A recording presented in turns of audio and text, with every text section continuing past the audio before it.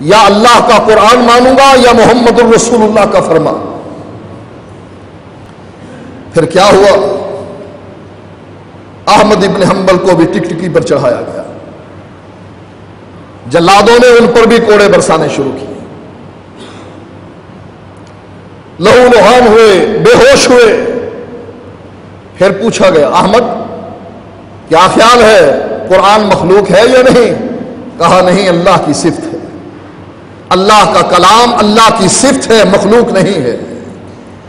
کہا اب بھی ماننے کے لیے تیار نہیں؟ کہا ماننے کے لیے تیار ہوں، یا رب کا قرآن لے آؤ یا محمد کا فرمان لے آؤ علیہ الصلاۃ والسلام۔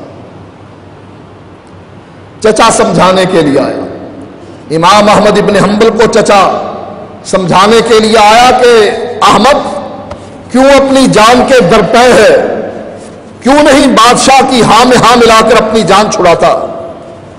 بادشاہ کی بات مان لے، جیسے بادشاہ کہہ رہا ہے کہہ دے قرآن کو کہ قرآن بھی مخلوق ہے۔ فرمانے لگے چچا جب علماء تقیہ کر لیں، جب علماء اصل مسئلے کو چھپا لیں اپنے دل میں اور زبان سے بادشاہ کی ہاں میں ہاں ملا دیں، کیف یتبین الحق ومتی یتبین الحق، پھر مجھ کو بتا کہ حق کو بیان کرنے کا وہ کون سا موقع آئے گا اور وہ کون سا طریقہ ہوگا جس سے حق سربلند ہو اور باطل کی بات ختم ہو جائے۔ ایک ہی راستہ ہے میرے سامنے، اگر یہ اللہ کے قرآن سے بات منوانا چاہتے ہیں پیش کر دے کوئی آیت، میں ماننے کے لیے تیار ہوں، یا نبی کی حدیث۔ امام احمد ابن حنبل نے اتنے کوڑے کھائے اپنی پیٹھ پر کہ جلاد کہتا ہے کہ اتنے کوڑے اگر میں کسی ہاتھی پر بھی برساتا وہ بھی چیختا اور چنگھاڑتا ہوا نکل جاتا، لیکن اس اللہ کے بندے نے اف تک نہیں کی۔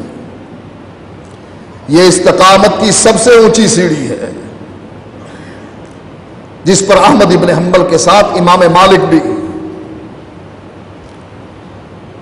مدینے کے امام ہیں اور اس حدیث کے مصداق ہیں جس میں اللہ کے نبی فرماتے ہیں کہ مدینے میں ایک ایسا عالم پیدا ہوگا کہ لوگ دور دور سے علم حاصل کرنے کے لیے اس کے پاس پہنچے۔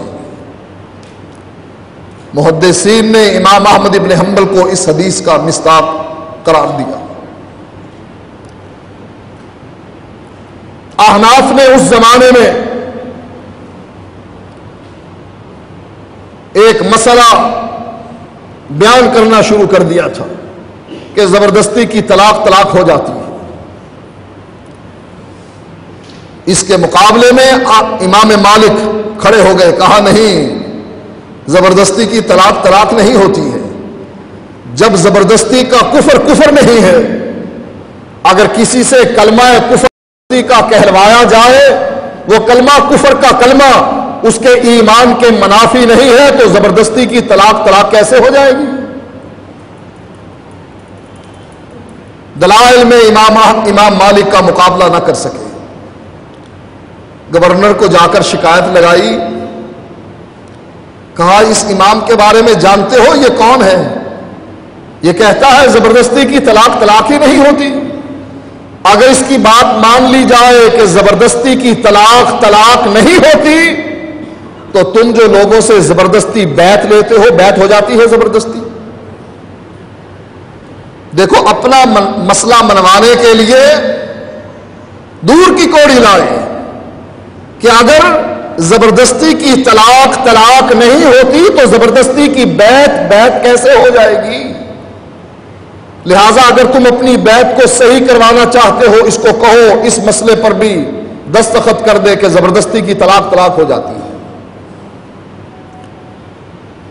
امام مالک نے انکار کیا کہ نہیں ہوتی،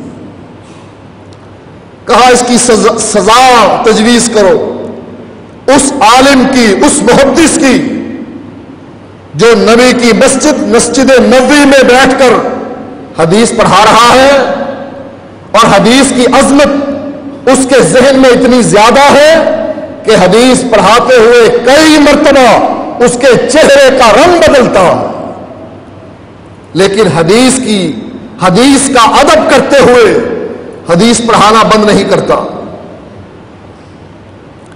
جب درس حدیث ختم ہوا، اپنے شاگرد سے کہنے لگے ذرا میری کمر سے کپڑا اٹھا کر دیکھو، کوئی چیز مجھے دوران درس حدیث ڈس رہی تھی۔ تو شاگرد نے جب کپڑا ہٹایا دیکھا کہ بچھو نے کئی جگہ پر امام مالک کی کمر پر ڈنگ مار رکھے تھے، ڈس رکھا تھا۔ مدینے کا اتنا بڑا امام جس کی کتاب موطا کو اس وقت کے بادشاہ نے یہ کہتے ہوئے کہ اگر تو چاہے تو اس کتاب کو بطور قانون کے اپنی سلطنت میں نافذ کر دوں، امام مالک فرمانے لگے لوگوں کو ان کی ماں نے آزاد جنم دیا ہے، میری کتاب میں حدیث کے ساتھ ساتھ میری رائے بھی ہے، میں لوگوں کو اپنی رائے کا پابند کرنا نہیں چاہتا کہ کل قیامت کے دن رب سے پوچھے اے مالک تو نے کس لیے اپنی رائے کو لوگوں پر مسلط کر دیا تھا۔ میں نہیں مانتا اس بات کو۔ اس عظیم امام کو، محدث کو، عالم کو مدینے کے گورنر نے اس کا چہرہ سیاہ کرنے کے بعد، کالا کرنے کے بعد گدھے پر سوار کروایا اور رخ اس کا پلٹا، اس کا چہرہ دوسری طرف تھا اور اس کو مدینے کے بازاروں میں اور گلیوں میں چکر لگوایا جا رہا۔ امام مالک جہاں بھی لوگوں کو دیکھتے کہ مجمع میری طرف دیکھ رہا، فرماتے من عرفنی فقد عرفنی، جو مجھے جانتا ہے وہ مجھے جانتا ہے، ومن لم يعرفنی فانا مالک بن انس، اور جو مجھے نہیں جانتا وہ جان لے کہ میں انس کا بیٹا مالک ہوں۔ میں آج بھی یہی بات کہتا ہوں، زبردستی کی طلاق نہیں ہوتی ہے، اگر مجھے منوانا ہے رب کے قرآن سے لے آؤ، محمد الرسول اللہ کے فرمان سے لے آؤ۔ یہ عظمت کی ان سیڑھیوں پر بیٹھے ہیں جن سیڑھیوں پر بیٹھنا ہر آدمی کا کام نہیں، ان کے بس کا روگ نہیں۔ یہ استقامت کا سب سے اونچا مقام ہے جس کا مظاہرہ وہ صحابی کر رہے ہیں یا یہ علماء کر رہے ہیں۔ اس کا دوسرا درجہ عمار ابن یاسر اور ابو جہل، عمار ابن یاسر اور ان کے باپ اور ان کی والدہ حضرت سمیہ پر تشدد کرنے والا، حتیٰ کہ عمار ابن یاسر کی والدہ پر ابو جہل نے نیزے کا وار کیا اور سب سے پہلی شہیدہ خاتون حضرت عمار ابن یاسر کی والدہ تھی جو اسلام کی راہ میں قتل ہوئی۔ نبی اکرم صلی اللہ علیہ وآلہ وسلم اس خاندان کے پاس سے گزرتے جہاں ان پر تشدد ہو رہا ہوتا، نبی اکرم صلی اللہ علیہ وآلہ وسلم فرماتے اے آل یاسر صبر کرنا، موعدکم الجنہ، میرا تم سے یہ وعدہ ہے کہ رب نے تمہارے لیے جنت لکھ دی۔ صبر کرنا، تمہارے لیے جنت ہے، یہ اللہ کے نبی وعدہ کر رہے ہیں عمار ابن یاسر سے۔ ایک دن روتے ہوئے نبی اکرم صلی اللہ علیہ وآلہ وسلم کے پاس حاضر ہوئے اور عرض کرنے لگے اللہ کے نبی مجھے بہت مارا گیا، مجھ پر بے پناہ تشدد ہوا، اللہ کے نبی میں مجبور ہو گیا، میں نے اللہ کے نبی آپ کو برا بھلا بھی کہا، میں نے ان کے بتوں کی تعریف بھی کی، لیکن اللہ کے نبی میں اتنا مجبور ہو گیا میں ان کا تشدد برداشت نہ کر سکا۔ نبی اکرم صلی اللہ علیہ وآلہ وسلم پوچھتے ہیں عمار تمہارے دل میں ایمان کی کیا حالت ہے؟ عرض کرنے لگے اللہ کے نبی میرے دل میں ایمان ویسے ہی لہلہا رہا ہے جیسے بہار کے موسم میں درخت لہلہا رہے ہوتے ہیں۔ میرے دل میں ایمان ویسے ہی جگہ پکڑ چکا ہے جیسے اس سے پہلے پکڑ چکا تھا، ایمان کی کوئی کمی نہیں، میں ایمان کی لذت ویسے ہی محسوس کر رہا ہوں جیسے پہلے کیا کرتا تھا۔ نبی اکرم صلی اللہ علیہ وسلم فرماتے ہیں، اے عمار ابن یاسر، پھر پرواہ نہ کرو، تمہارا یہ گناہ کوئی گناہ نہیں ہے۔ اللہ نے عمار ابن یاسر کی یہ بات سن کر آسمان سے وحی اتار دی، الا من اکرہ وقلبہ مطمئن بالایمان، جس کے دل میں ایمان جاگزی ہو، جس کے دل میں ایمان لہلہا رہا ہو، جس کے دل میں ایمان کی لذت وہ محسوس کر رہا ہو، اگر وہ کلمہ کفر بھی کہہ لے اللہ اس کے گناہ کو گناہ قرار نہیں دیتا۔ یہ استقامت کا دوسرا درجہ، اور اس کے بعد تیسرا درجہ جو استقامت کا نہیں بلکہ وہ ان لوگوں کا درجہ ہے جن پر اللہ تعالیٰ لعنت کرتا۔ اللہ تعالیٰ قرآن مجید میں ارشاد فرماتا ہے، لعن الذین کفروا من بنی اسرائیل علی لسان داؤد وعیسی ابن مریم ذالک بما عصوا وکانوا یعتدون۔ اللہ نے لعنت کی بنی اسرائیل کے کافروں پر، اللہ نے بنی اسرائیل پر لعنت کی جو کافر تھے۔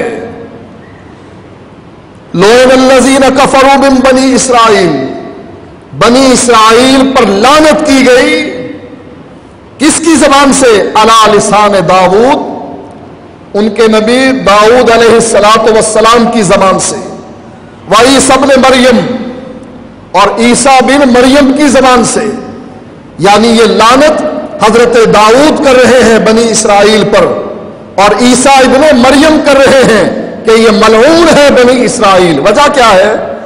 ذالک بما عصوا وکانوا یعتدون، اس لیے کہ یہ لوگ نافرمان تھے، وکانوا یعتدون، اور حد سے زیادہ بڑھ جانے والے، آگے اللہ کی حدوں کو کراس کرنے والے، اللہ کے قوانین کو توڑنے والے تھے۔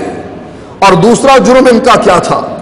کانوا لا یتناہون عن منکر فعلوہ لبئس ما کانوا یفعلون، اور دوسرا بڑا جرم ان کا یہ تھا، لا یتناہون عن منکر، یہ لوگوں کو برائی سے روکتے نہ تھے۔ پہلے جو تذکرہ گزرا ان لوگوں کا تھا جو توحید پر ایمان لانے کے بعد پھر توحید کا اعلان کرتے ہیں، اسلام قبول کر لینے کے بعد اسلام کو اپنے سینے سے لگاتے ہیں، عیسائیت اور یہودیت کو ٹھکراتے ہیں، اور بادشاہ کے سامنے بھی حق کا اظہار کرتے ہیں کہ ہم اسلام کے مقابلے میں کفر کے نظام کو ماننے کے لیے تیار نہیں۔ یا ان لوگوں کا بیان تھا کہ جن لوگوں نے اللہ کی وحدانیت کو مانا لیکن مجبور کر دیے گئے، دل میں ایمان تھا لیکن زبان سے کلمہ کفر نکل گیا۔ یہاں بیان ان لوگوں کا ہو رہا ہے جو اپنے نبی پر ایمان لائے، اس پر اتری ہوئی کتاب کو مانا، اور جب وقت آ گیا کتاب بھی گئی، نبی بھی گیا، توحید بھی گئی، رسالت بھی گئی، بلکہ شرک کی دلدل میں ویسے پھنس گئے جیسے اور لوگ پھنستے ہیں۔ ان کی اس بری حرکت پر اللہ نے قرآن مجید میں حضرت داؤد علیہ السلام کی زبان سے جو انہوں نے اپنے دور میں ان پر لعنت کی، اور مریم کے بیٹے حضرت عیسیٰ علیہ السلام نے جو لعنت کی، اس کا تذکرہ فرمایا، کانوا لا یتناہون عن منکر فعلوہ۔ ان کا جرم یہ تھا کہ یہ دیکھتے ہیں کہ شرک ہو رہا ہے، دیکھ رہے ہیں کہ کفر ہو رہا ہے، دیکھتے ہیں کہ برائی ہو رہی ہے، نہ کفر کے خلاف آواز اٹھاتے ہیں، نہ شرک کے خلاف آواز اٹھاتے ہیں، نہ بدعت کے خلاف آواز اٹھاتے ہیں۔ اللہ فرماتا ہے لبئس ما کانوا یفعلون، انہوں نے یہ کام کر کے اچھا نہیں کیا، انہوں نے یہ کام کیوں کیا؟ لوگ